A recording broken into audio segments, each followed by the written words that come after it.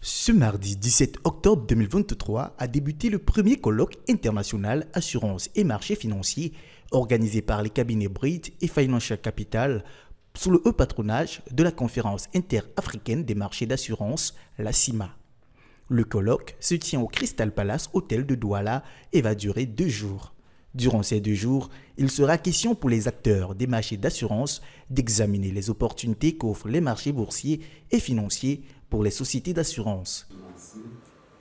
Qui a un objectif simple que je vais formuler simplement. Il s'agit de stimuler, encourager et faciliter l'entrée en bourse de compagnies d'assurance, de plusieurs compagnies d'assurance, de la zone CEMAC. La CIMA en chiffre ses 187 sociétés d'assurance agréées, 12 sociétés de réassurance pour un taux de pénétration de 1%, une densité des primes d'assurance de 13,64% et des primes vie et non-vie estimées à 1369 milliards de francs CFA selon un rapport datant de 2020.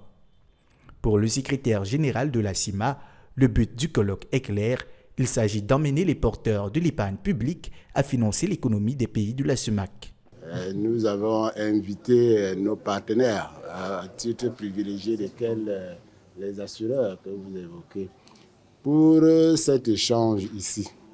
Nous avons pensé qu'il est convenable, de bon ton, que les porteurs, les collecteurs de l'épargne publique, au rang desquels les assureurs mettent un peu la main à la pâte pour accompagner, n'est-ce pas, le financement de nos économies. C'est l'un des rôles du régulateur que nous sommes et cela est inscrit en droite ligne et en rang privilégié dans le traité qui a institué la CIMA.